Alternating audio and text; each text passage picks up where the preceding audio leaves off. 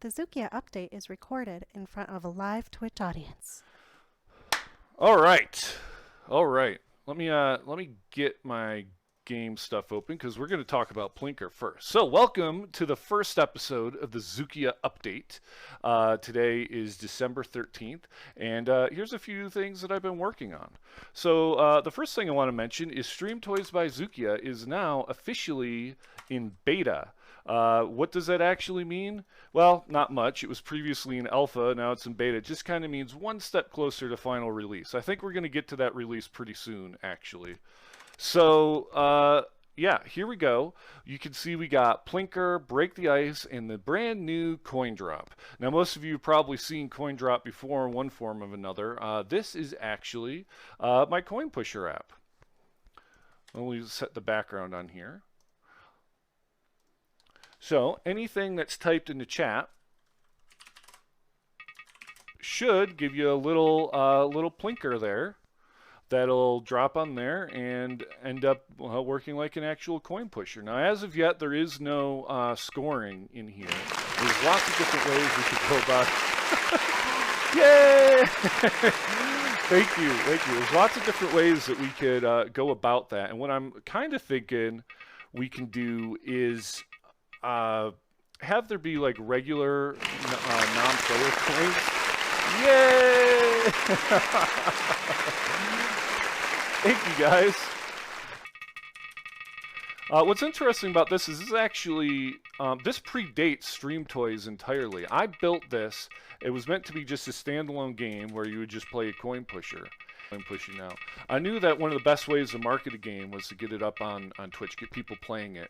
So I figured, hey, I'll make some connections in the community and see if they like playing this. And one of the ideas that came up is like, what if the well, actually, even before that, I had hooked this up to my Twitter account. And then through that whole Twitch community, they're like, well, what if you had it so that when people typed, it came down here? And from that, it was like, well, this is a little bit boring, and understandable it is. It's not like, you know, a game that really draws your attention. It's kind of more a thing that you can have in the background.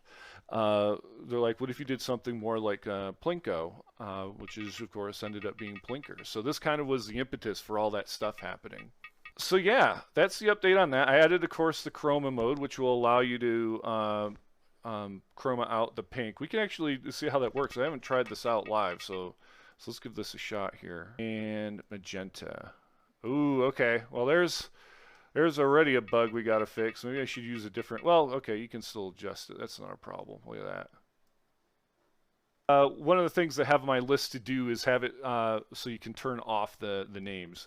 You know, if the images are there, you really don't need to have the names there, right? So one of the other things I did, and I had started work on this last week during my stream, is updating the shake behavior for Plinker. The way that shake used to work is you needed 3 different people in order to perform a shake. Now that was kind of okay, but it was a little bit lacking. There's lots of other fun things that you can do. So now what we've done is we've added a bar, and any you can continue to shake as yourself, though Twitch is going to prevent you if you're not a mod, but it encourages other people to jump in and get that bar filled. So go ahead and drop some shakes in there, and you'll see what happens. See, the first shake will drop it.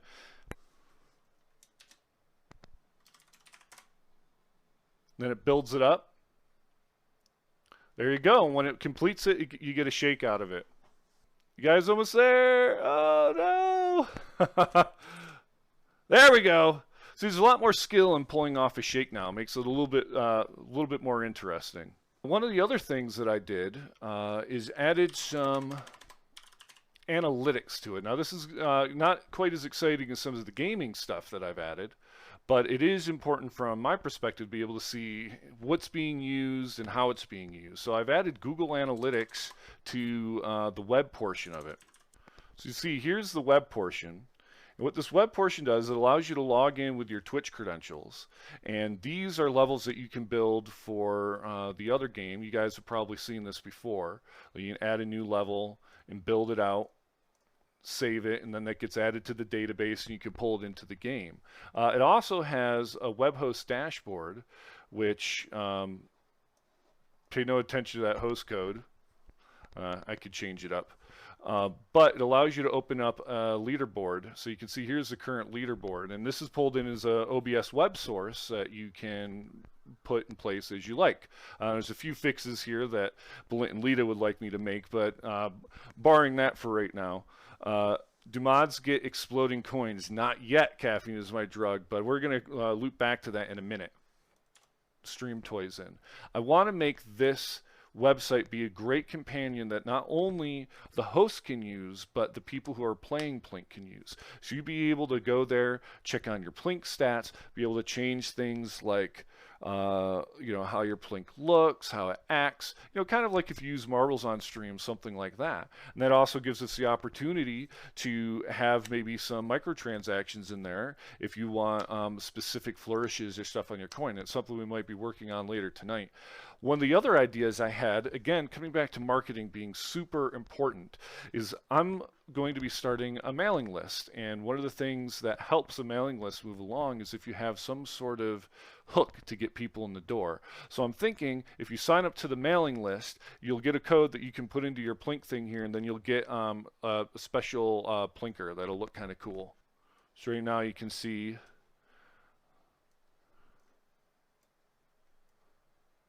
one person's using it in Denver. And if you guys actually go to this URL, we should see you pop up on the map. There you go. Oh, somebody else signed in. Maryland. Good to see ya. But yeah, isn't that pretty cool? We already talked a little bit about what I kind of want to do next, but I want to add some neat particle effects to the Plinkers that could also work in the coin pusher as well, since they're actually the same object. I want to make that email list exclusive and do all kind of the back-end work for that. And I want to start paving the way for microtransactions and being able to keep track of people's stats and everything. Analytics. Yeah, exactly. It's just, especially as a solo dev, like I really need to have that information on what's going on. I mean, my primary question is, and this is like, you know, full cards on the table here. I'm trying to make the decision if I'm going to continue with Stream Toys or move on to the next project, right? So I have to see if this project has any legs. Otherwise, we're just going to move on to the next thing, right? You got to try to find the thing that hits that's the most interesting. I think it has potential, but just because I think it has potential, and just because a lot of people that know me on an individual level say it has potential, doesn't mean it's going to pan out in the real world. So if I continue to see people use it, it's not even about if I make money on it. I'm not going to make money. You know how many hours I got into this dang thing? A lot of hours, and I spent a lot of money in back-end stuff and all that sort of stuff, and it's all free out to the people that play it.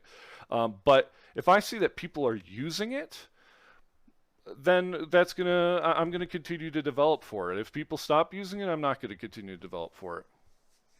So this is actually kind of a cool example of what can be done. So I'll give you kind of like the behind the scenes thing here. You click that link that V was able to log in with their Twitch account. They made this level and then they gave me a link. Now what this allows me to do as a streamer is I can preview this level, right? I pull this up off stream and I can make sure that it's not a picture. I mean, let's be real. It's not a picture of a penis, right? We can't have pictures of penises flying around or something else even more offensive. So it's actually pretty easy to load these levels in. You take that code,